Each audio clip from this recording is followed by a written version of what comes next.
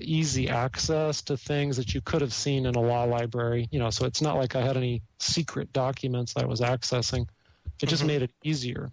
But after this 2-year period, I surprisingly, I came to the conclusion that what she was claiming about the income tax and how even it was married with the, kind of joined at the hip with the monetary system and all these kinds of things, I really had to conclude that she was onto something.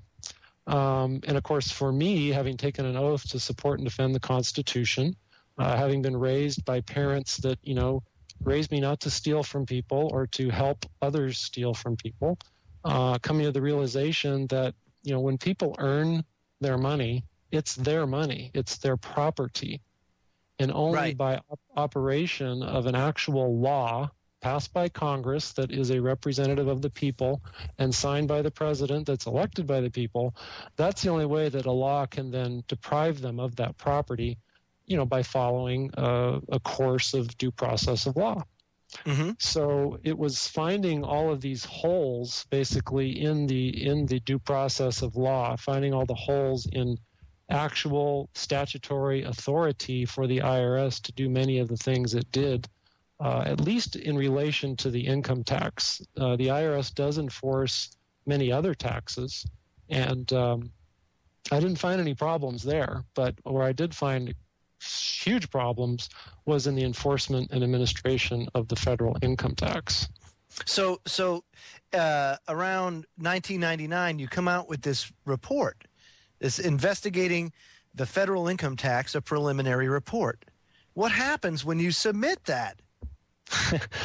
Well, when I got to this end of this kind of a 2-year period of fact-finding, I thought to myself, okay, now I've got this tiger by the tail. I mean, there's some really ugly things here that I've discovered, and I certainly can't go on doing my job as I always have until I get these resolved.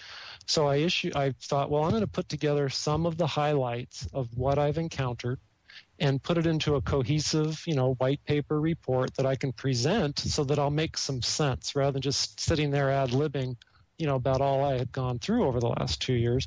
So I put together this 95-page report, and I also prepared a very professional transmittal letter along with it that basically explained why I had created the report, why I was submitting the report.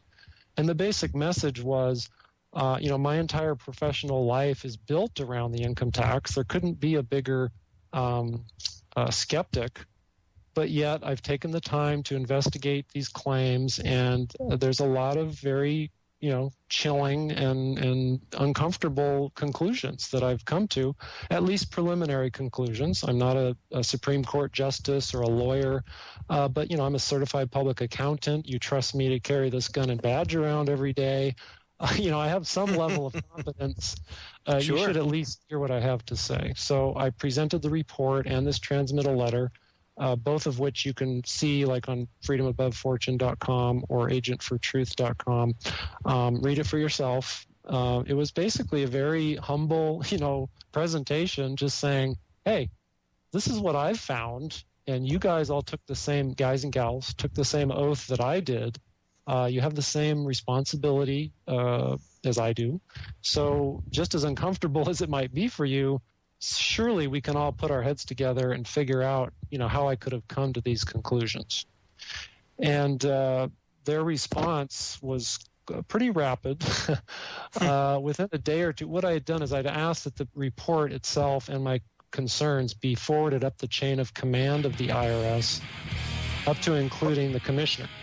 Hold that thought. When we come back, folks, we'll continue our conversation with Joe Banister, because this is where it gets good. You're listening to the Freedomlink Radio on the Orion Talk Radio Network. Don't go away.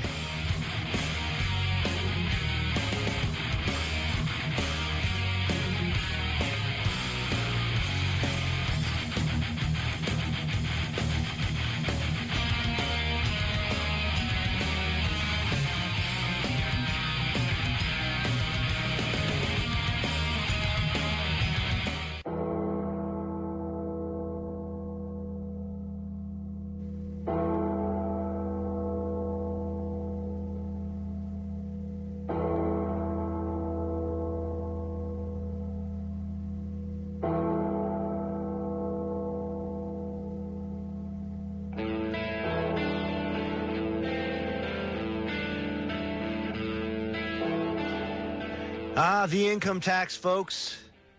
What a touchy subject it certainly is. We're joined by Joe Banister, former IRS special agent and whistleblower, and we're talking right now about the report that he generated and the response that he got from his superiors.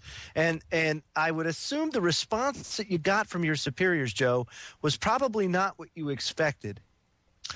Yes and no. I mean, I as I said before the break, I asked that the report and transmittal letter be forwarded up the chain of command, up to and including the IRS commissioner. Within a little less than 2 days, I was called into my chief's office, which now they're called a special agent in charge, just like the other federal law enforcement agencies. And the special agent in charge looked at me like I had two heads and said, are you really serious about these concerns? And I told him that I was dead serious about it, and that I had, sincere concerns about what I had researched. And I was simply looking for some of these other colleagues, peers, to tell me what's going on. Mm-hmm. So his response was that, Joe, what I'm about to do, I've been instructed to do. And what he did was hand me a very short memorandum that said, we are not going to address any of your questions or concerns, and we will provide you with the paperwork necessary to tender your resignation. Oh, good Lord. So that was basically the response. And then immediately thereafter, my firearm I had to turn in my firearm, and I was sent home for a week of administrative leave. So they didn't fire me, but they sent me home for a week of administrative leave, and to basically consider what my next move would be. So I went home and had to dodge the frying pan of my wife. I can only imagine. I can only imagine. After all the suffering that I put my family through to become an IRS special agent, and then coming home and saying, honey, the income tax is a scam, at least in terms of the way it's enforced.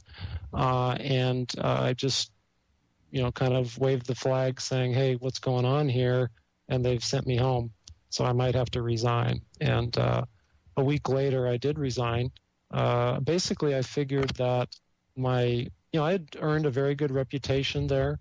And I wanted to keep that reputation intact, because I felt that the only way that I'd ever be believed is if I had a good reputation. And if I stayed around there and let them destroy my reputation, which I had seen evidence of them doing to other people, that it might be a better idea for the long term and long-term credibility to resign. So I did resign. It was February 25th, 1999, which just so happened to be my birthday.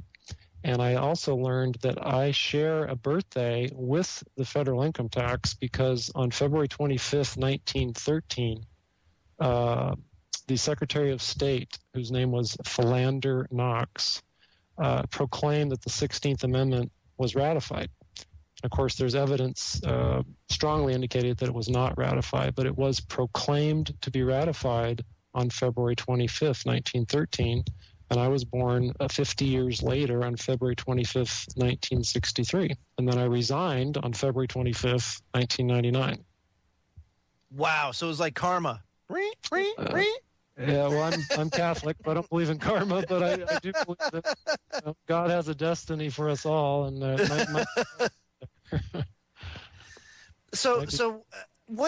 me ask you this. So the income tax, it is, we all seem to be subject to it. And if you don't pay it, it's kind of like the mafia coming and breaking your leg if you don't pay the tribute, So what is it about the income tax that you found out to be not right? Well, basically, kind of like I alluded to before, in terms of a circle, if you could just picture a circle that, the IRS can't go beyond the line of the circle. And that circle are the statutes, the laws that our Congress has passed over the years since 1913, when the 16th Amendment was allegedly ratified. Mm-hmm. And so the IRS or the FBI or any agency, I would hope most Americans still can see from a common sense perspective that government agencies are required to obey the law just like us. And the laws are very specific about what can be taxed, who can be taxed, how it is taxed. It's very, very explicit. And so what I found, I should say what I validated, because I didn't do any independent, finding some big pot of gold. Right. You were a skeptic. I was a skeptic. I was just looking and trying to basically debunk these people who claim that, the average American isn't even liable to pay the income tax, that there's no statute in the entire thick Internal Revenue Code that makes the average American liable, that the average American who's just working for a living, trading their time for a paycheck, is not making any income, because the word income actually has a constitutional definition. And really? it's not as wide as people think it is. Now, people think that income is basically everything, right? I mean, the IRS certainly includes it or considers it to be everything. Not much that's held back from that, that's for sure. Right, but constitutionally, the 16th Amendment, the language of it actually uses the word incomes. And so there was some Supreme Court cases after the 16th Amendment came into play, and the Supreme Court ruled that the Congress does not have the power to define income, because income is used in the Constitution, right? So if Congress could define a term in the Constitution, well, then they could just say income is everything. So right. It says Section 2500. Okay, so that again it's common sense. So the Supreme Court said Supreme Court can define what income is, and the Supreme Court did define it in numerous Supreme Court cases that came from about 1916 till the 30s and even later. That income is a gain or an accession to wealth. And when you work for a living and you trade an hour of time for an hour of pay, there's no gain there. But the way that the IRS pretends or portends that there is a gain is they will tell you that you have zero basis, you have zero value to your labor.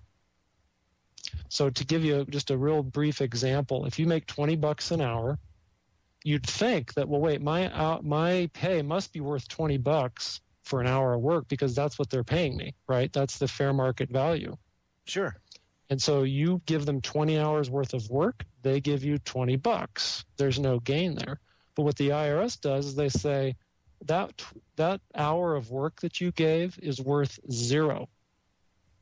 And the $20 that you got is your proceeds or your gross income. And so $20 that you received minus the zero that your labor is worth, that your work is worth, leaves $20 of gain. Now, does that sound kind of screwy? Now, if you hire... it's a sham. Yeah, that's what that is.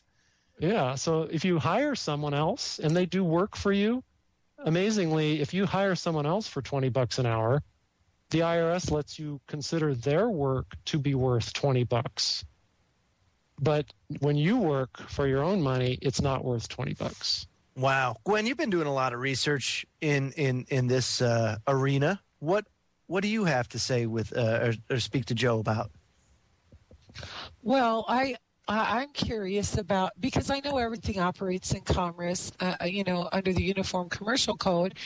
So my question is, are we being dragged into court and afraid to pay our taxes based on, we're voluntary taxpayers. So when do we become a criminal tax evader? And then I realized we're putting our signature on a W-4 form when we get any job. And so that's our contract. So are we in violation because we violated a contract to be a voluntary taxpayer? Or do we really owe these jackbooted thugs money?